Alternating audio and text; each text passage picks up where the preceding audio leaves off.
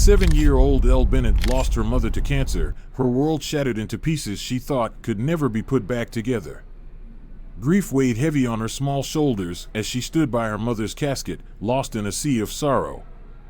But then, something completely unexpected happened. A man stepped into the somber gathering, Johnny Depp himself. And he wasn't empty-handed. He carried a pirate's chest and a plan that would change this little girl's life forever. Stay with us until the very end. You won't believe how this heartbreaking story unfolds.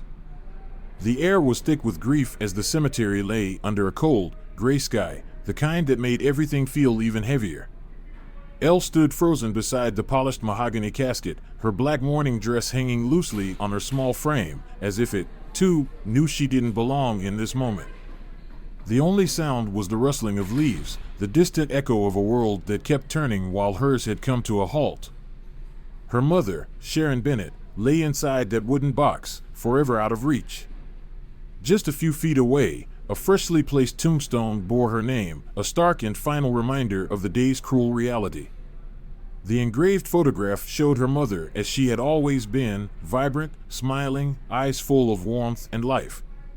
But now, the contrast between that image and the silent casket was almost unbearable. The funeral was small, just Elle, her grandmother Agnes, a solemn priest, and a few funeral staff. No large crowds, no grand speeches. Just raw, quiet sorrow. As the priest began his prayer, Elle's gaze locked onto her mother's photo once more, her mind struggling to grasp how someone so full of life could just be gone. Then came the moment she dreaded, the casket, poised above the open grave, ready for its final descent. Her heart pounded, her throat tightened. This was it. The moment that made it real. She wanted to scream, to beg them to stop, to let her hold on to just one more second with her mother. But the words wouldn't come. Agnes, sensing her granddaughter's pain, pulled her close, whispering, "It's okay to cry, sweetheart." And then, just as the weight of finality threatened to crush her, a shadow moved at the edge of the cemetery. A figure, unexpected and out of place among the mourners. Johnny Depp. Dressed not in the polished attire of Hollywood, but in something that made everyone take a second look. In his hands? A pirate's chest. What happened next changed everything. Stay with us, because this is a story you'll never forget. Tears welled in Ella's eyes, spilling down her cheeks as she made no effort to wipe them away. They fell freely, a silent testament to her love and the unbearable loss she faced. The priest's voice rose in a final blessing, asking for comfort for those left behind, but as his words faded into the heavy morning air, something unexpected happened, something that would change the course of this day forever. A hush fell over the cemetery, broken only by hushed whispers among the funeral staff. Their eyes, wide with disbelief, were fixed on something beyond the grave. Elle, caught between sorrow and curiosity, turned to see what had captured their attention. A figure approached, walking with measured steps through the misty graveyard. He was dressed in a sharp black suit, formal and fitting for the occasion, yet perched atop his head was something utterly out of place. A pirate hat. Ella's breath caught in her throat. As the man drew closer, recognition struck like a lightning bolt. It wasn't just any stranger in a pirate hat. It was Johnny Depp. The priest fell silent, caught off guard by this surreal intrusion. The very air around them seemed to still, as if the world itself was pausing to witness whatever was about to unfold. Johnny Depp approached with quiet respect, his movements careful, deliberate. In his hands, he carried an old wooden chest, weathered, aged, something that looked as though it had been plucked straight from a pirate's ship. He crouched down, bringing himself to Elle's eye level, and slowly removed his hat, holding it against his chest. His gaze met hers, kind and full of understanding. "Hello, Elle," he said softly, his voice carrying just the faintest trace of that familiar Jack Sparrow charm. "I hope you don't mind me joining you today. I have something for you. A gift from your mom." Elle blinked, her grief momentarily pushed aside by sheer confusion. A gift? From her mother? She turned to her grandmother, searching for an answer, but Agnes looked just as stunned as she did. I don't understand, Agnes said hesitantly. Johnny gave a small nod, acknowledging the disbelief in their eyes. I know this must seem strange, he admitted. But I promise, I'm here for the right reasons. Your mom, Sharon, she left behind something special for Elle. Some treasures she wanted her to have. He gently pushed the chest forward. Would you like to see what's inside? Elle hesitated, her small hands hovering just above the worn wood. She looked up at Agnes again, silently asking permission. Agnes, though still clearly bewildered, gave a slow, reassuring nod. Go ahead, sweetheart. With trembling fingers, Elle lifted the lid. The chest creaked open, revealing a collection of treasures inside. A delicate gold locket, its intricate designs catching the dim morning light. 2 wedding rings, one larger, one smaller, simple, but filled with meaning. And beneath them, a worn leather-bound journal, its edges softened with age and use. Elle's breath hitched. She knew these things. Her fingers traced the familiar shape of the locket. Mommy used to wear this all the time, she whispered. Johnny nodded, a gentle smile playing at his lips. That's right. And now, it's yours. She clutched the locket to her chest, as if holding onto a piece of her mother, as if it could somehow bridge the gap between this world and the next. Her gaze drifted down to the wedding rings, and a small frown creased her brow. These were Mommy and Daddy's, she murmured, voice barely above a whisper. But shouldn't they stay with Mommy?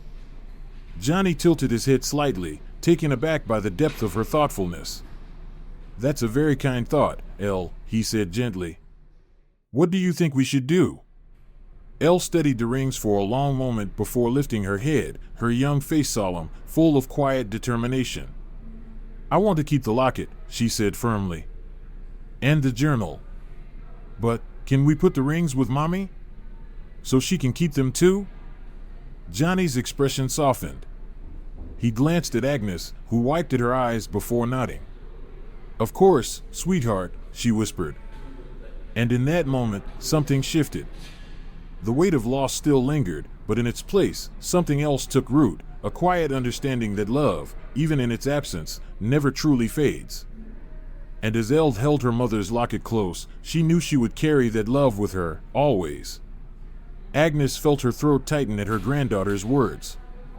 Tears welled in her eyes as she knelt beside Ella, wrapping a comforting arm around her small shoulders. That's a wonderful idea, sweetheart, she murmured, her voice thick with emotion. I think your mommy would love that. Johnny Depp nodded, his expression solemn yet full of warmth. A perfect choice, he agreed. He carefully closed the chest, now holding only the wedding rings, before turning to the funeral staff, who had been watching the scene unfold with a mixture of confusion and quiet awe. Would it be possible to place this with Sharon? Johnny asked, his voice gentle but steady. One of the funeral workers stepped forward and nodded. Of course, sir. We'll arrange that right away. As the small wooden chest was placed beside the casket, ready for its final descent, the priest cleared his throat, still seeming a bit shaken by the unexpected turn of events. Shall we continue with the service? He asked hesitantly. Johnny took a respectful step back, joining the small circle around the grave. He gave a small nod. Please, he said, and I apologize for the interruption. Please, carry on. The priest resumed his prayers, his voice carrying a sense of quiet reverence over the somber gathering. Elle stood between her grandmother and Johnny Depp, clutching her mother's locket in one hand and the journal in the other. The presence of the Hollywood star gave the ceremony an almost otherworldly feel, like reality and fantasy had somehow blurred together, just for a moment. She listened to the priest's words, but her mind was elsewhere. As the casket was slowly lowered into the earth, she felt her heart clench. She was too young to fully understand all the weighty concepts of loss, eternity, and the afterlife, but she understood love. She understood memory. And as she held her mother's locket close, she felt something powerful. A connection that even death couldn't break. As the final prayers were spoken, a strange mix of grief and gratitude washed over her. She missed her mother with every fiber of her being. But she also knew, in that moment, that a part of her would always be with her. Then came the final ritual. A funeral worker offered a shovel to the family, a symbolic gesture, the final goodbye. Agnes stepped forward first, her hand trembling as she scooped up a small mound of earth and let it fall onto the casket below. The sound of soil hitting wood was quiet, yet it echoed in the still morning air. Johnny followed, his movements slow, respectful. Though he had never met Sharon Bennett in life, the weight of the moment was not lost on him. He understood the finality, the significance. Then, it was Ella's turn. Agnes knelt beside her, wrapping a steadying arm around her granddaughter. Together, they grasped the handle of the shovel, her small hands dwarfed by her grandmother's. Ella's voice was barely above a whisper. "Goodbye, Mommy." The earth slipped from the shovel, tumbling downward. "I love you." As the final handful of dirt fell, sealing the moment forever, a deep silence settled over the cemetery. The funeral was complete.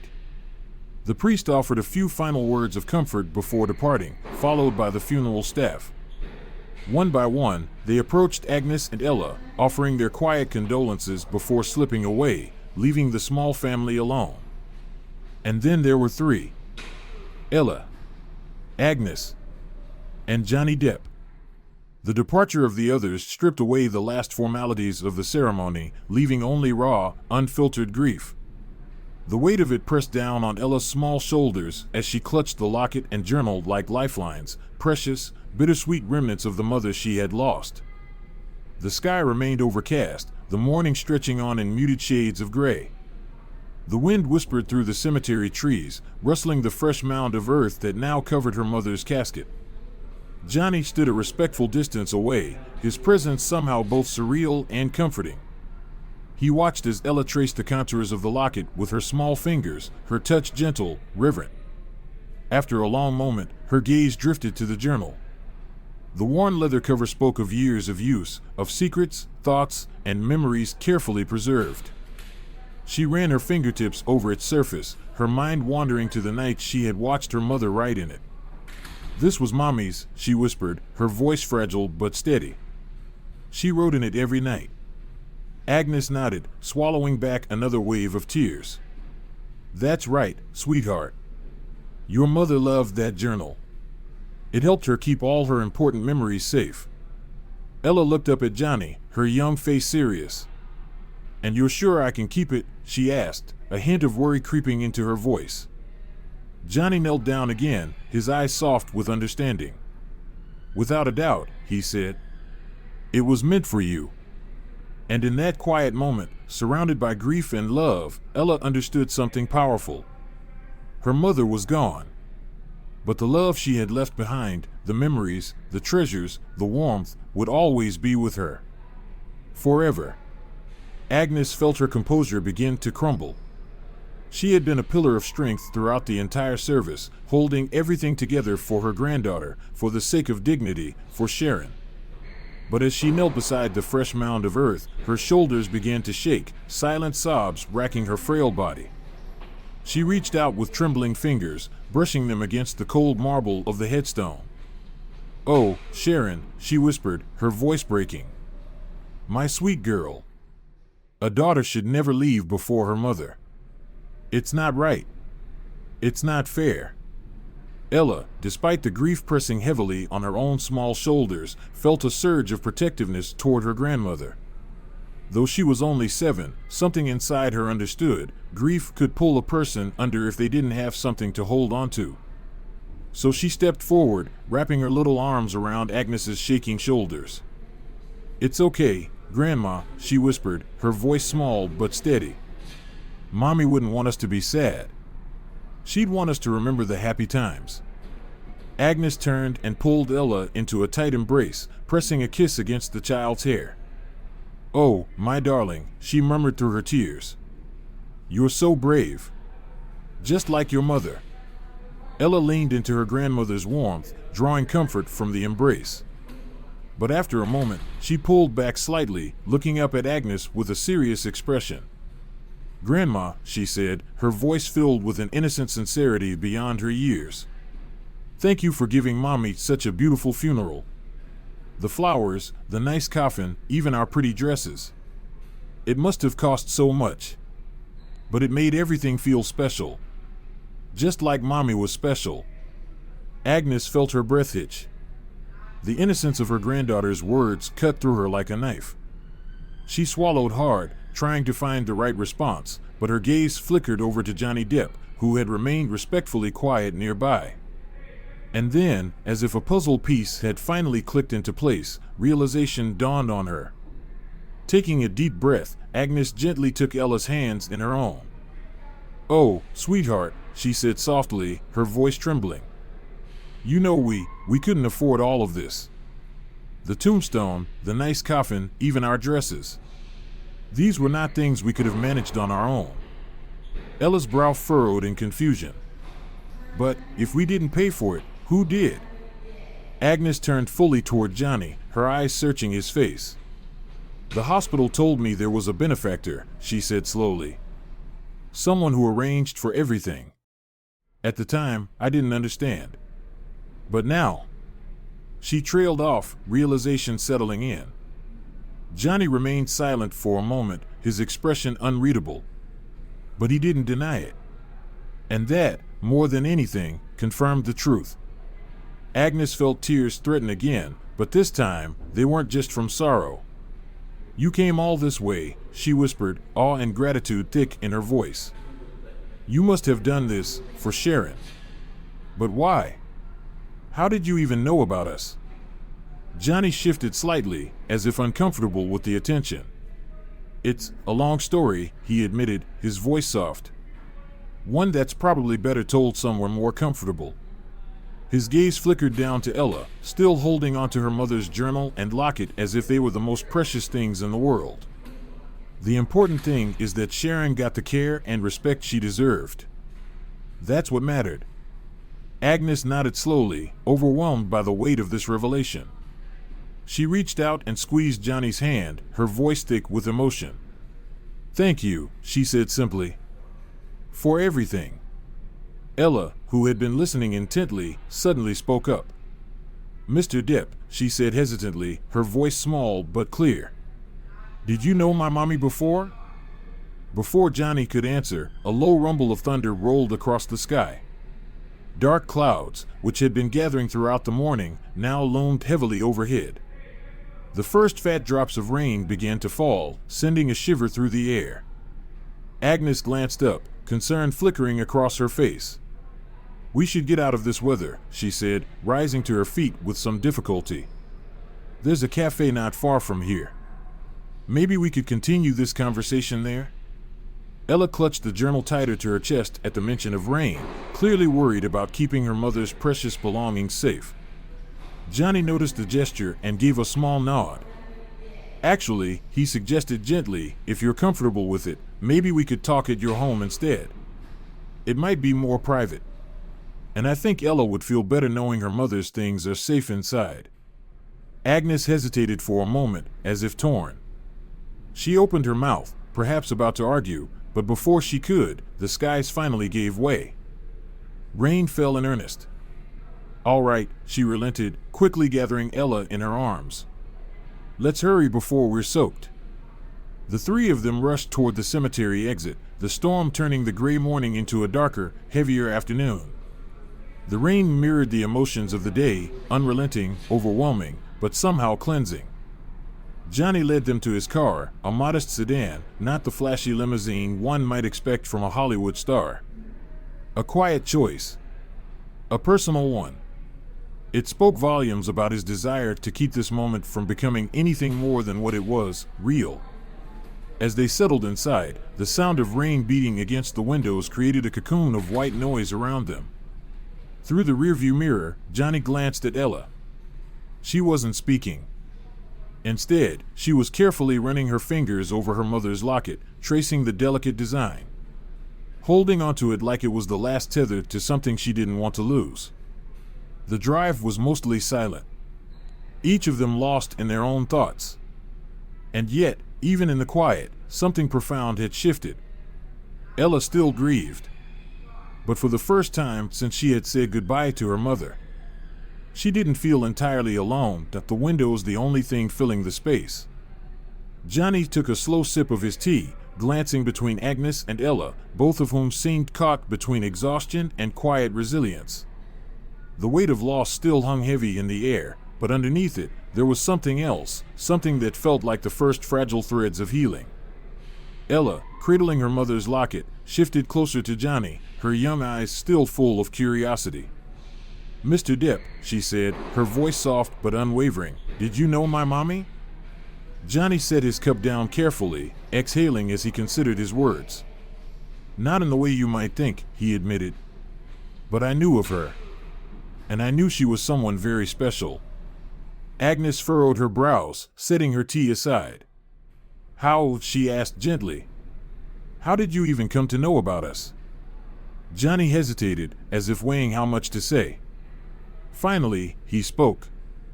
"A few months ago," he began, "I received a letter. It wasn't from Sharon, it was from one of the nurses who cared for her." His gaze flickered to Ella, as if measuring how much a 7-year-old should hear.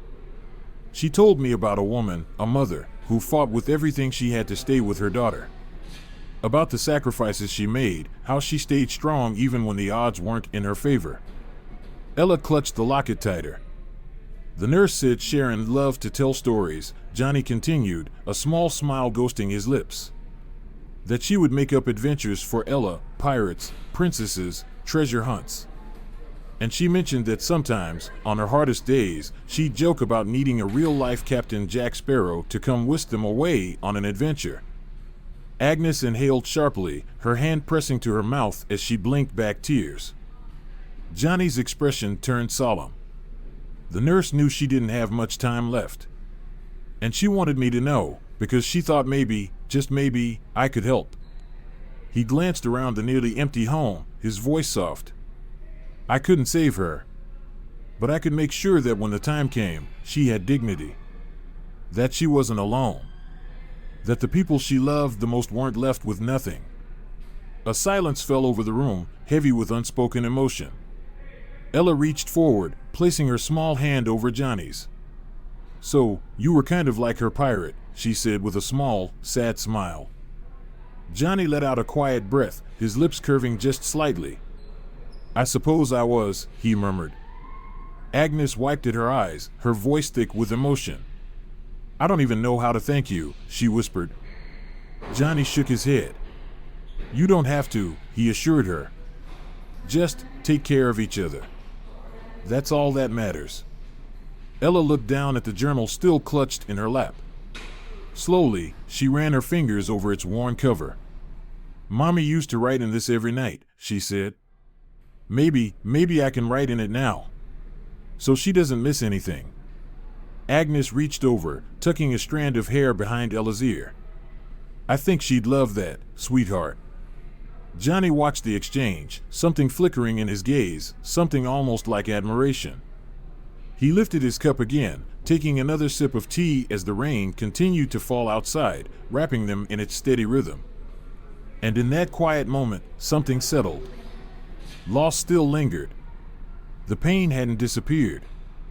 But in the warmth of a simple cup of tea, in the comfort of shared stories and the promise of moving forward, a new chapter had quietly begun. As the rain tapped against the windows, Ella's curiosity broke the silence. "Mr. Depp, did you know my mommy? Did you meet her at the hospital?" she asked. Johnny set down his cup, his voice gentle. "Not exactly, Ella. I never met her, but I learned about her in an unexpected way." Agnes leaned in, her curiosity piqued. "How did you get involved? Why go to such lengths for strangers?" Johnny took a breath. "I was visiting a friend in the hospital when I overheard staff talking about a patient, Sharon Bennett. They were deeply concerned about her condition and the financial burden on her family. It stuck with me. I couldn't walk away, knowing I could help." Agnes's eyes filled with tears. "But why? You didn't even know us." Johnny's gaze softened. "Because sometimes we get a chance to make a difference. I had the means to help, so I did." Ella, listening intently, whispered, "Mommy had cancer, and we didn't have enough money to make her better. Agnes inhaled sharply. Sweetheart, she said, her voice trembling, your mother had to choose between her treatment and your future. She wanted to make sure you'd be okay, even if it cost her everything. Johnny's brow furrowed. Surely, there were assistance programs? Agnes nodded. We tried. But the delays were endless. By the time we got approval, the cancer had spread. It was too late. Silence filled the room as the weight of Sharon's battle settled over them. Then, Johnny asked, Mrs. Bennett, why did you have to sell everything? Agnes swallowed hard. We had private loans. The interest was unbearable. And when we couldn't pay, the loan sharks came. They threatened us. They took everything, Sharon's wedding ring, her locket, even family heirlooms. Ella shivered. They were scary men, she whispered. Johnny's jaw tightened. That's not just illegal, it's monstrous. Did you go to the police? Agnes shook her head. We were too scared. And now, I don't know what will happen when they come back next month. We have nothing left to give. Ella suddenly turned to Johnny, eyes wide. But you had Mommy's locket and rings at the funeral. How? Johnny reached into his pocket, pulling out his phone. I think it's best if I show you. On the screen was a photo of the wedding rings, the very ones found in the chest. A police friend of mine told me they arrested a group of loan sharks, Johnny explained. When I saw the list of confiscated items, I recognized Sharon's name. I made sure her belongings were returned to you. Agnes gasped, covering her mouth in shock. Ella clutched her journal tightly. Can we get our other things back too? Johnny smiled. It'll take time, but I'll help you through the process. Agnes took his hand, overwhelmed with gratitude. Mr. Depp, Johnny, I don't know how to thank you. You don't have to, he said softly. I just wanted to help. A moment of silence passed before Ella, her young mind still processing everything, spoke again. Mr. Depp, our neighbor, Mr. Tillman, he's sick too, like Mommy was. Can you help him? Agnes's eyes widened at her granddaughter's compassion. Robert Tillman has pancreatic cancer. He can't afford treatment either. Johnny's expression turned thoughtful. Ella, your mother would be so proud of you. And yes, I'd like to help. Ella's face lit up with hope. Really? Johnny nodded. In fact, I've been thinking. I want to start a foundation. A charity that helps people like Sharon, like Mr. Tillman, people trapped between medical costs and survival. Agnes gasped. Johnny, that's incredible. Johnny turned to Mr. Tillman. I'd like you to be our first beneficiary. If you're willing, your story can help others. Mr. Tillman's eyes filled with tears. I don't know what to say. Thank you. Ella beamed. Mommy always said we should help others. She'd be happy we're helping Mr. Tillman. As the sun finally broke through the clouds, it was clear this wasn't just about Sharon's story anymore. It was the beginning of something much bigger, a legacy of kindness, hope, and second chances.